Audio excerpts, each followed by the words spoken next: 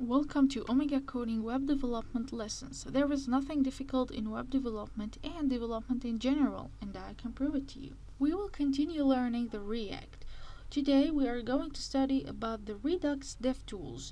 First, you should know that you have to add them in your browser as an extension. You can see here that I have already added as an extension to my browser. It will appear here. Redux DevTools, you can see it. So, in order to add it into our application, then we have to change a little in the store, in the index.js, by adding here to the create a store as a second argument window. We also add window devtools-extension so that we run it. Now when we go to our application, we can see here that before it was like uncolored. Now it is a green. So when we click it, you can see that the store states are here. So the same thing will be accessible when we inspect. You can see here in the Redux, the store states will appear and every element we have inserted and what inside them, you can see it here. If we add a new value here in the input, you can see that the DevTools will show the store state here, just like any other element we have. And also we will be able to see every change happening in the state. And in case we want to see the whole list in the state with the following action, we have here two buttons, which are skip and jump. So we click on the skip and the new value that we have inserted will disappear from here.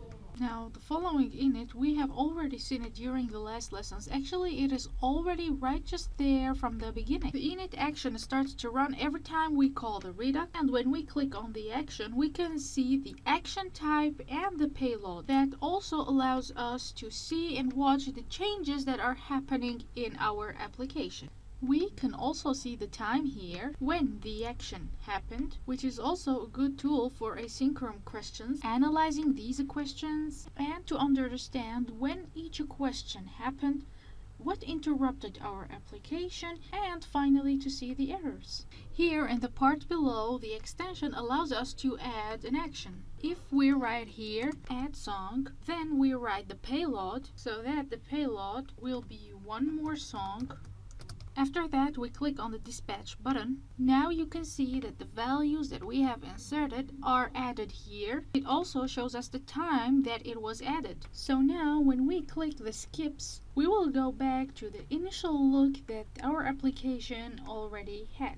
Now as you can see that the fourth tab here is the test, in which we have an example of a test.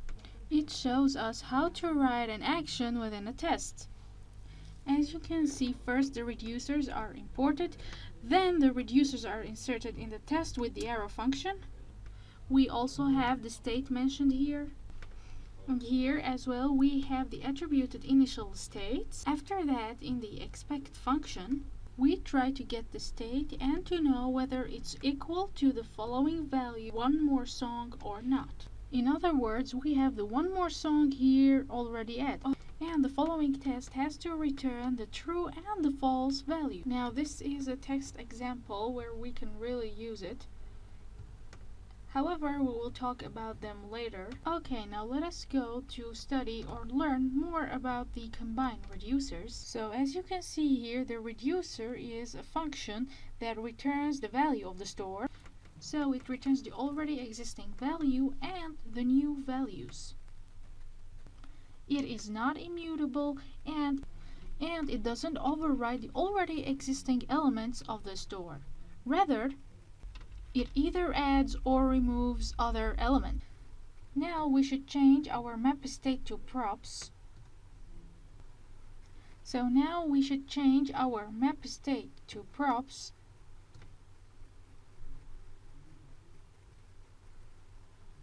Through which we get the names of the songs. Now instead of the test store, we write songs and we should get the state songs. We should also remember that we get the values of the songs with the dis-props. And at that time we used to get with the dis-props the test store that we already have it here. But now the test store is changed, but now the test store is changed into songs. So let's reload our application, and when we add any song here, it is going to be added properly. So when we inspect our Redux, here we can see the state of the store. We have both the songs and the playlist. Now let's assume that we want to get like not only one action, rather many actions, and that's why we add in the index.js else if, and we add the action type, but this time instead of add song we write remove song. We continue, we write here return state. However, now let's insert many other actions. So now here we have the actions, and like that we are going to have many actions. Moreover, I want you to know that the React application must have a lot of actions. As a result, the reducer grows and it will be used for larger sizes. And in order to avoid such a problem, then we can divide our reducer into two parts.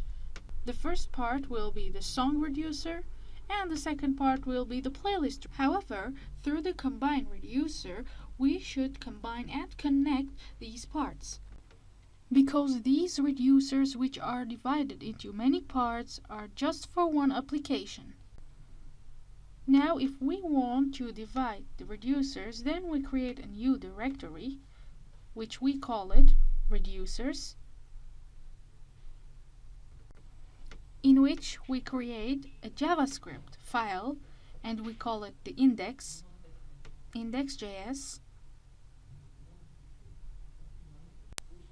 and we will import combine reducers from Redux.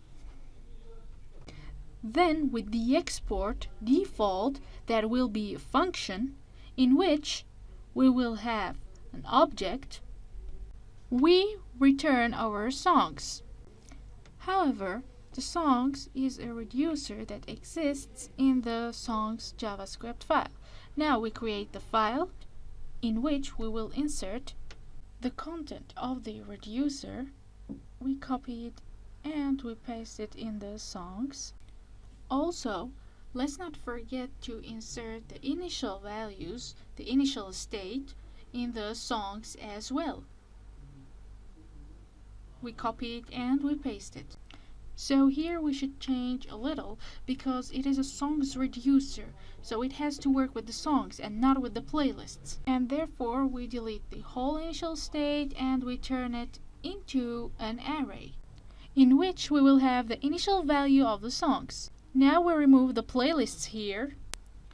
So we remove the playlist action because we won't be needing it, and we left the songs action. The following actions we have here are add song and remove song. We should also change the action code, and that's why we return it into its initial look that it already had. And let's not forget to close the curly brackets. Now you can see our code has the initial look that it already had, through which we take the songs in the state and we add to them new ones. Okay, now with the same way we add a file for the playlist reducers and we call it a playlist, and we do the same process which we have done with the songs. We take the code, we copy it, and then we insert it in the playlist file. Again, we do the same process, but this time we are removing the songs and we're leaving the playlist. After that, here we remove the song action because we won't be needing it. And instead, here we write add playlist.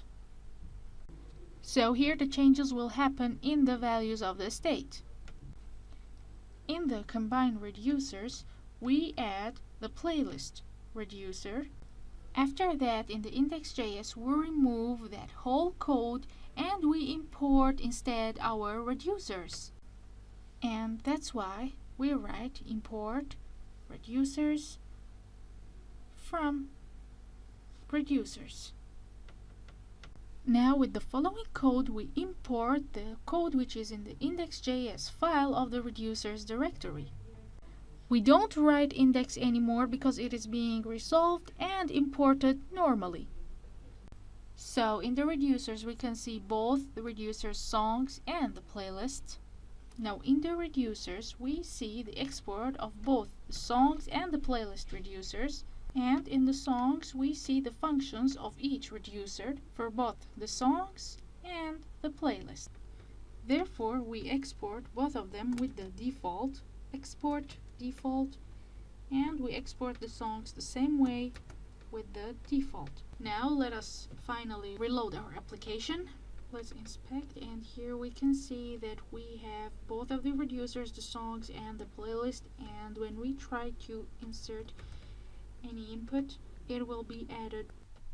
You should also know that we can divide the reducers into other many parts if it is really necessary and if you want them to grow even more. So for today's lesson we have learned how to combine the reducers in order to make your coding process easier and how to divide the reducers into parts. That was our lesson for today. I hope you enjoyed it.